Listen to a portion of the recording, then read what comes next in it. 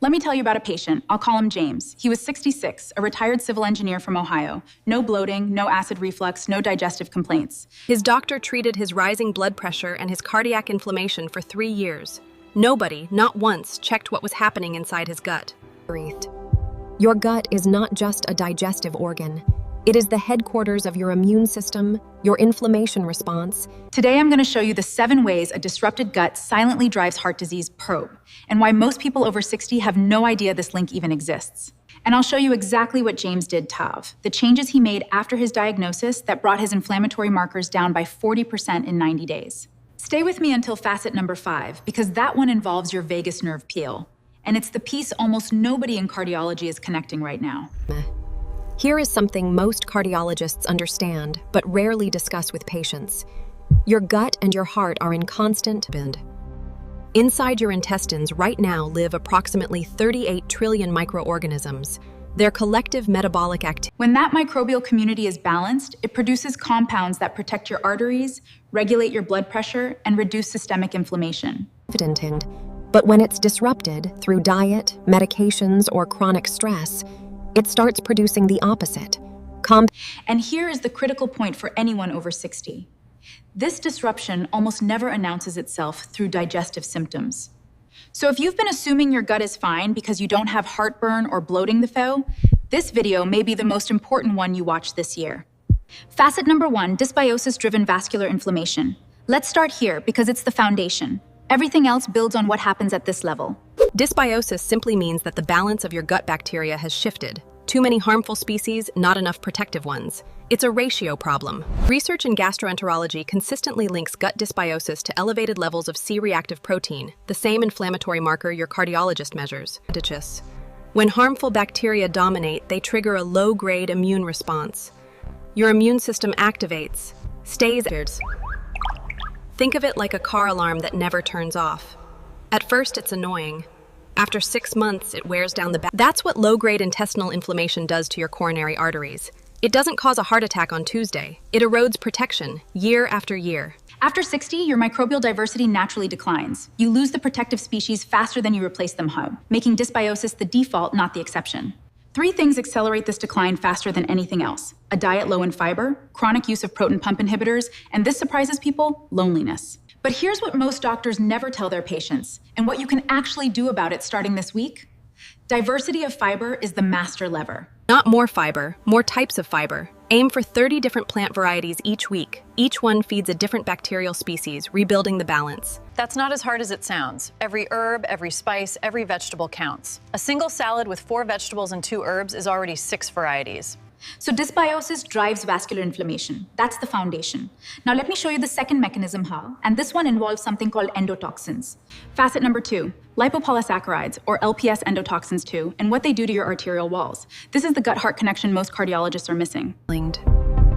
LPS are fragments found in the outer membrane of harmful gut bacteria. They are potent immune triggers. Research in clinical gastroenterology shows that people with disrupted gut barriers have measurably elevated LPS levels circulating in their bloodstream, chronically. Once LPS enters circulation, your immune system as an emergency signal. Endothelial dysfunction is the earliest measurable stage of atherosclerosis, the buildup that eventually narrows your arteries and raises your risk of cardiac events. James' cardiologist saw stiffened arteries on imaging. Nobody traced that back to his gut. His LPS levels were never measured. That's a gap in standard care. Reducing LPS translates to one practical action: support your intestinal barrier. Glutamine, the amino acid DO, is the primary fuel of your intestinal lining cells. Glutamine from real food sources, bone broth, chicken, cabbage, begins supporting barrier integrity within weeks. Now, facet number 3, the TMAO story. Facet number 3 is where the gut-heart conversation became international news parole, and where most people's understanding stops at the headline and misses the mechanism. The Jikes. TMAO stands for trimethylamine N-oxide. But here's the nuance that gets lost. The food itself is not the direct problem. It's which bacteria are processing that food. Is a microbial signature. 2 people eating the same steak will produce completely different TMAO levels depending on their gut composition. One may be at elevated risk, the other not at all.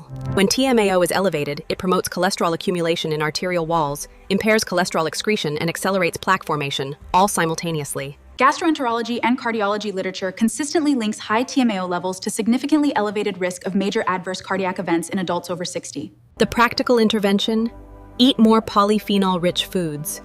Berries, extra virgin olive oil, dark cocoa, they feature a handful of blueberries daily, consistent olive oil use, and 1 square of dark chocolate. These are not indulgences. So dysbiosis creates inflammation.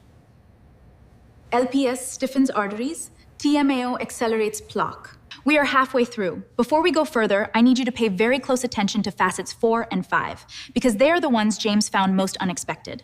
Facet number 4, intestinal permeability and blood pressure. This connection is still emerging in the research, but the clinical picture is becoming very clear. What many people call leaky gut is medically known as intestinal permeability, a condition where the tight junctions between intestinal cells become too loosely ruptured. When those junctions loosen, bacteria and bacterial fragments cross into the bloodstream, and your body responds with systemic inflammation. More specifically, gut dysbiosis appears to alter the renin-angiotensin system, the same hormonal pathway your blood pressure medication is likely targeting right now. This is significant for anyone on blood pressure medication. If the gut component is not addressed, you may need higher and higher doses to achieve the same effect. I want to be clear, never adjust or stop any blood pressure medication without discussing this directly with your prescribing physician. That conversation matters. What you can do? Fermented foods. Kefir, especially traditionally fermented kefir, that has the most consistent evidence for support. Start with 2 to 4 ounces daily for 2 weeks before increasing. If you take blood thinners, discuss timing with your doctor. James had been on blood pressure medication for 4 years. He had no idea that part of his resistance to treatment was coming from his gut. Nobody told him. 4 mechanisms down. 1 more before we get to James's story.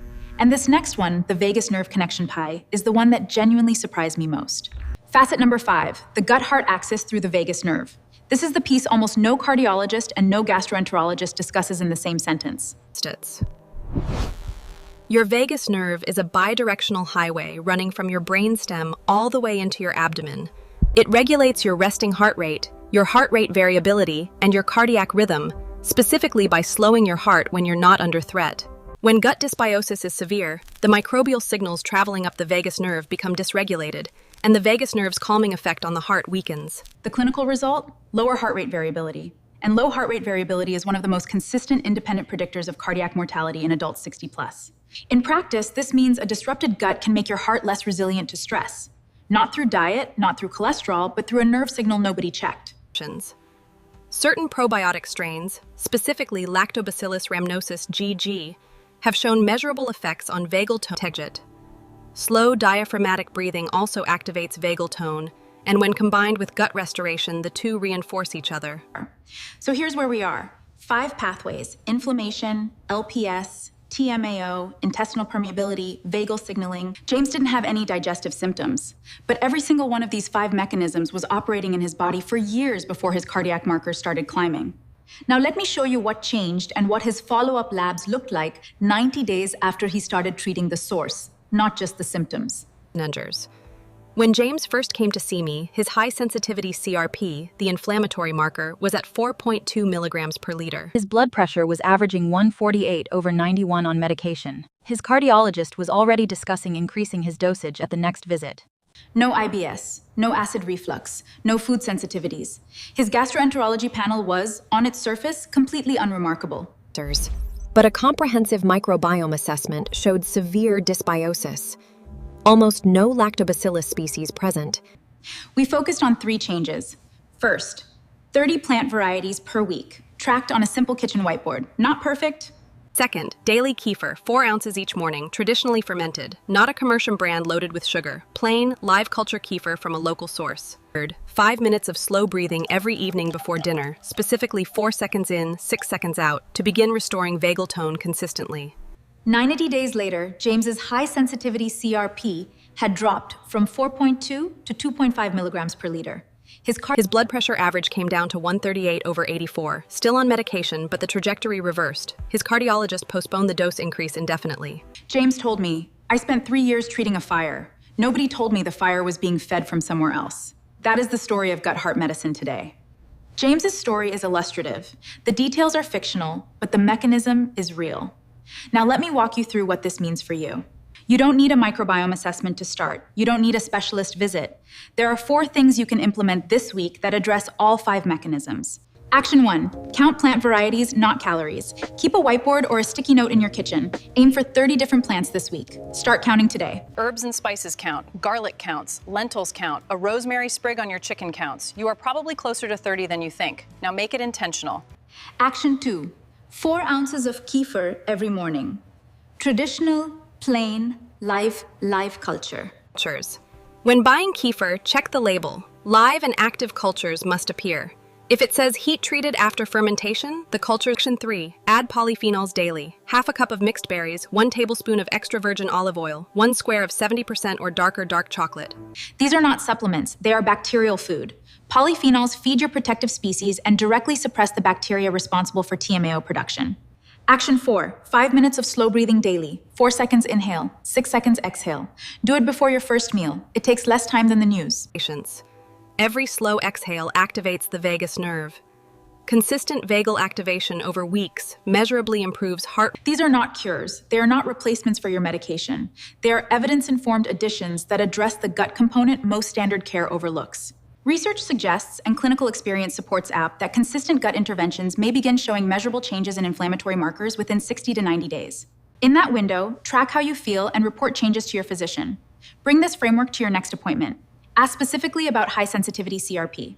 If your doctor has never checked your inflammatory markers alongside your cardiac panel, that's a conversation worth having. You are allowed to ask those questions. 4 actions, 7 mechanisms explained, 1 source. Now let me bring this all together, Pearl, because the pattern matters as much as each individual piece. Everything we've discussed today leads back to one central truth.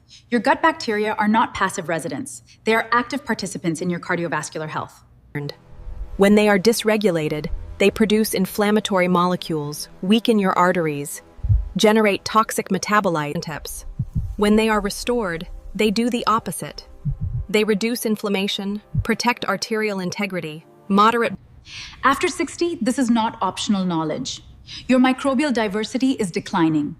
Your cardiovascular vulnerability is increased. The reason most people don't know this is not because the research doesn't exist. It's because cardiology and gastroenterology are still largely separate medical specialties. And in that gap between what one specialist knows and what the other orders, patients like James spend years treating symptoms while the cause goes unaddressed. Your gut is not your enemy. Your heart is not betraying you. What is a system that treats these two as separate. If you walked in today feeling like you were doing everything right and still struggling to vow, this may be the missing piece. Not the only piece, but a real one. You don't need a perfect diet or a complete overhaul of your life. You need consistent, targeted inputs that feed your protective bacteria and restore your gut barrier. James put it simply 6 months after his diagnosis. I finally understood that my cardiovascular problem had an address poor, and that address was in my gut. I want to ask you something before I close. Type James in the comments if any part of this story mirrors something you or someone you love has experienced. I read every reply, and when I see the patterns in your responses, it helps me decide what to cover next. What questions you actually need answered, not what I assume. In the next video on this channel, we're going to look at a different side of this story, worry, the gut-brain connection, and what it means for memory after 60. Because the mechanisms we discussed today here, dysbiosis, LPS, intestinal permeability too, all operate in the brain too. If you haven't subscribed yet, do that now. Every Tuesday and Friday, I publish videos on this exact type of connection. The gut as the source, not a bystander. Before you leave today, here is your take home. 30 plant varieties this week, 4 ounces of kefir each morning, polyphenols daily, 5 minutes of slow breathing. Your gut is not just a digestive organ. It is the headquarters of your health. Treat it like one pine, especially when it comes to your heart. I'll keep showing up, keep connecting these dots that standard medicine keeps separate, and keep being honest with you about what the research actually shows. Take care of your gut. Take care of your heart. They are the same conversation, and you deserve to be part of it. See you in the next one.